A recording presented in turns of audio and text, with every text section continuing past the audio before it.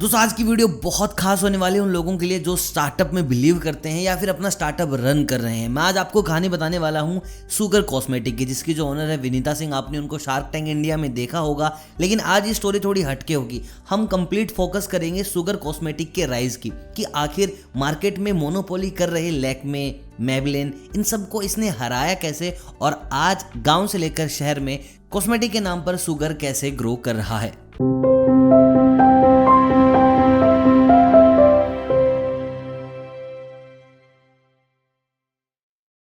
देखिए, sugar cosmetic से पहले विनीता का एक और स्टार्टअप था जो उन्होंने 2012 में बंद कर दिया था। ये स्टार्ट हुआ था 2007 में, और ये स्टार्टअप का काम था जब कोई बंदा कोई कंपनी ज्वाइन करता है तो कंपनी वाले उनका वेरिफिकेशन कराते हैं, बैकग्राउंड देखते हैं कि भाई पहले कहाँ काम करता था, क्या रिपोर्ट थी, कैसा आदमी है, कोई पुलिस केस तो नहीं है, क्रिमिनल केस तो नहीं है। तो ऐसे में विनीता का स्टार्टअप एक कंपनी को पूरा बैकग्राउंड चेक करके देता था कि हाँ ये आपके लायक बंदा है कि नहीं। पर ये स्टार्टअप ज़्यादा चला नहीं। उन्होंने भाई खूब खींचा इस स्टार्टअप को, 2012 तक लेके आए, लेकिन भाई वहाँ इस स्टार्टअप ने घुटने टेक दिए कि भाई अब मैं आगे ज़्यादा काम नहीं कर पाऊंगा। वो स्टार्टअप हुआ बंद। लेकिन कमाल की बात यह है, विनीता ने इस स्टार्टअप से सीखा बहुत कुछ, काम कैसे करते हैं, क्योंकि भाई उन्होंने ना किसी कंपनी में जॉब की नहीं थी पहले। देखिए, जैसे ये पढ़ाई करके आए, इनको ऑफर था करीब करीब, ये बताती कि 1 करोड़ रुपए का ऑफर था, लेकिन इन्होंने वो ऑफर चुना नहीं। इनको कुछ ऐसा करना था कि लोगों की ज़िंदगी में वैल्यू ऐड कर पाएँ, जिसके चलते इन्होंने सुगर कॉस्मेटिक स्टार्ट किया है। देखिए, पढ़ी हुई तो अच्छी है ही, IIT मद्रास में पढ़ी, उसके बाद IIM अहमदाबाद में पढ़ी, नेटवर्क्स बहुत अच्छे हैं। और 2012 में जैसे ही इन्होंने भाई अपना स्टार्टअप बंद किया, इन्होंने एक और स्टार्टअप स्टार्ट किया जो कि कॉस्मेटिक से ही रिलेटेड था, और वहाँ इनकी ज़िंदगी बदली। इन्होंने काफ़ी ज़्यादा रिसर्च की। देखिए, सुगर कॉस्मेटिक के बारे में जो सबसे बेस्ट चीज़ है वो यही है कि भाई विनीता ने प्रोडक्ट बनाने से पहले रिसर्च बहुत ज़्यादा की मार्केट की, कि आखिर यहाँ पर चल क्या रहा है। देखिए, जैसे इनका पहला स्टार्टअप बंद हुआ 2012 में, इन्होंने दूसरा स्टार्टअप स्टार्ट किया जिसका नाम था फैब बैग, और ये सब्सक्रिप्शन बेस्ड मॉडल था।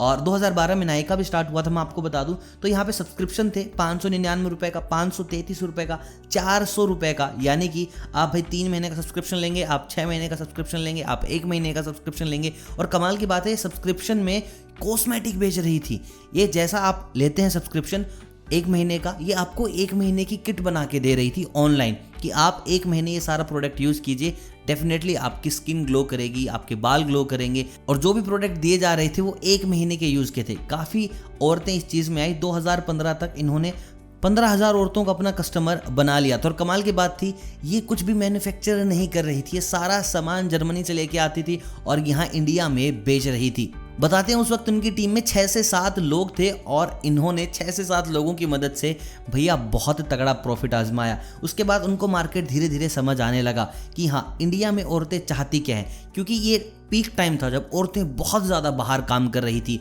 ऑफिस में काम ज़्यादा बढ़ गया था, और मेकअप की दीवानगी भी औरतों में ज़्यादा बढ़ती जा रही थी। लेकिन इंडिया में जो मेकअप आ रहा था वो सारा इंटरनेशनल प्लेयर्स से आ रहा था, सारा का सारा ग्लोसी मेकअप आ रहा था उनकी कंट्री के अकॉर्डिंग।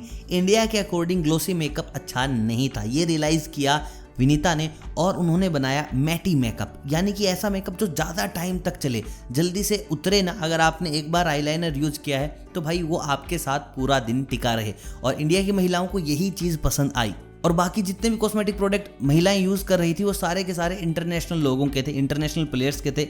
और वो प्रोडक्ट भी इस तरीके से डिज़ाइन किए गए थे कि भाई वो उनकी स्किन पर ज़्यादा अच्छा काम करे। यानी कि इंडिया में वो इतना अच्छा नहीं कर रहे थे, लेकिन भाई लोगों के पास और ऑप्शन भी तो नहीं थे। लैक्मे अकेला मोनोपोली करके चल रहा था कि भाई किसी को अच्छा मेकअप लेना है तो भाई लैक्मे के पास जाओ, क्योंकि लैक्मे आपको प्रोडक्ट दे रहा था 300 रुपये, 400 रुपये। मेबलिन आपको प्रोडक्ट दे रहा था 300 रुपये, 400 रुपये। भाई अगर थोड़ा ऊपर की तरफ जाओ तो मैक आपको प्रोडक्ट दे रहा था 1000 रुपये के, ST आपको प्रोडक्ट दे रहा था 1000 रुपये के। मतलब कि 500 से 700 की रेंज में कोई प्रोडक्ट था ही नहीं। और विनीता ने यही चीज़ क्रैक की, मार्केट को स्टडी किया कि महिलाओं की कैपेसिटी बढ़ चुकी है, वो काम कर रही हैं, हस्बैंड उन पर खर्चा करके खुश हैं, तो भाई 700 से 800 की रेंज में एक ऐसा प्रोडक्ट होना चाहिए जो उनको ज़्यादा बेनिफिट दे। इंडिया में पॉल्यूशन ज़्यादा है तो उसके अकॉर्डिंग उन्होंने सारी चीज़ें डिज़ाइन करवाई। इंडिया में मौसम बदलते रहते हैं, इसके चलते उन्होंने बहुत सारी चीज़ें डिज़ाइन कराई, और सारे प्रोडक्ट रखे जर्मनी से। क्योंकि यार आप बेसिक, आपका दिमाग क्या करेगा जब देखेंगे ना मेड इन जर्मनी, तो आपका ट्रस्ट बहुत ज़्यादा बढ़ जाता है कि हाँ यार जर्मनी का प्रोडक्ट है तो भाई अच्छा ही होगा। जर्मनी का प्रोडक्ट और डिज़ाइन कराया गया इंडिया वाले लोगों के लिए। देखिए अभी तक ये सारी चीज़ें वो डिजिटल ही कर रही थी, वो मार्केट के अंदर घुसी नहीं थी, लेकिन शुगर का नाम बहुत जोरों शोरों से चल रहा था। 2015 में उन्होंने शुगर स्टार्ट किया था और उसके बाद भाई वो आगे धनाधन चलती गई। पूरा मार्केट उन्होंने स्टडी कर लिया था और सबसे पहले जो उन्होंने 2 प्रोडक्ट निकाले वो थे उनके काजल और एक आईलाइनर, जो इंडिया से ज़्यादा यूएसए में ज़्यादा चले। और अब इन्हें धीरे धीरे इंडिया का मार्केट बहुत तगड़ा समझ आ गया था। इन्होंने थोड़ी सी स्ट्रैटेजी उठाई मामा अर्थ की भी। इन्होंने अभी तक किसी भी बड़ी एक्ट्रेस को अप्रोच नहीं किया था, लोगों को अप्रोच नहीं किया था, भाई ऐड करो, आप प्रमोट करो। और उसके बाद जब इन्होंने सब कुछ कर लिया, बढ़िया प्रोडक्ट बना। और सबसे कमाल की बात है, जैसा शुगर कॉस्मेटिक का पैकेजिंग है, आई डोंट थिंक सो किसी दूसरी कंपनी की ऐसी पैकेजिंग होगी, सबसे अलग।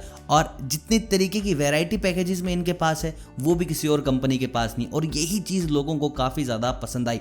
उसके बाद में इन लोगों ने स्टार्ट किया अपना काम करना इन्फ्लुएंसर्स के जरिए। इन्होंने मैक्रो इन्फ्लुएंसर से ज़्यादा माइक्रो इन्फ्लुएंसर्स उठाए। ऐसा नहीं कि जिनके 25-30 मिलियन हैं उन्हीं को अप्रोच करेंगे। इन्होंने छोटे छोटे लोगों को उठाया और वहाँ से इन्होंने लोगों को इन्फ्लुएंस करना स्टार्ट किया।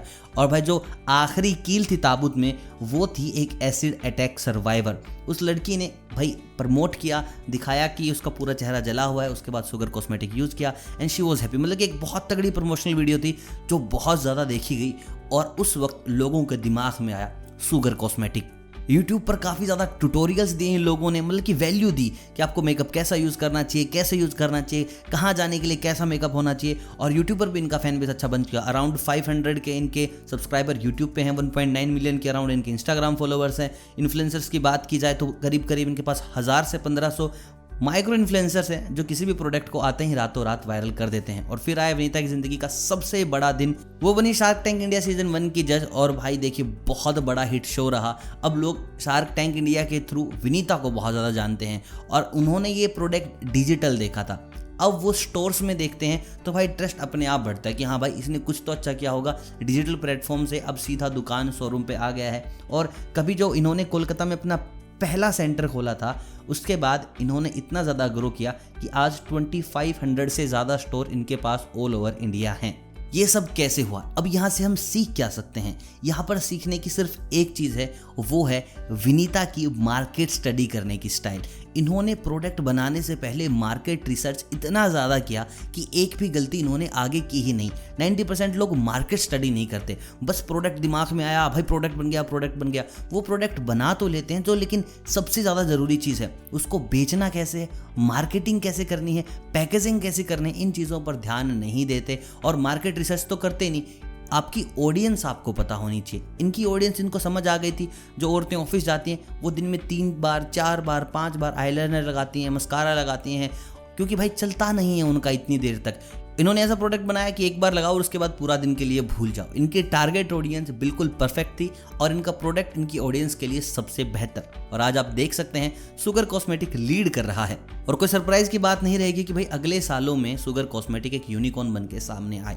भाई सीखने को बहुत कुछ है शुगर कॉस्मेटिक की इस केस स्टडी में। आई होप आप समझ गए होंगे। तो जो बेसिक चीज़ जो आपको मैं बताना चाह रहा हूँ वो है कि सबसे पहले मार्केट रिसर्च कीजिए, क्या ज़रूरत है आपके प्रोडक्ट की, कहाँ ज़रूरत है आपके प्रोडक्ट की, उसके बाद सारी चीज़ें डिपेंड करती हैं। आई होप आज आप बहुत कुछ सीखे होंगे इस वीडियो से। और अगर कॉस्मेटिक का कभी प्रोडक्ट यूज़ किया है तो कमेंट करके बताओ कि कैसे बनते हैं कॉस्मेटिक के प्रोडक्ट्स, और आप इनकी ऐप के थ्रू भी प्रोडक्ट खरीद सकते हैं। बाकी वीडियो अगर पसंद आए तो वीडियो को लाइक ज़रूर कीजिएगा, चैनल को कीजिएगा सब्सक्राइब अगर आप चैनल पर नए हैं तो। मिलता हूँ आपसे बहुत जल्द, तब तक आप सभी को अलविदा।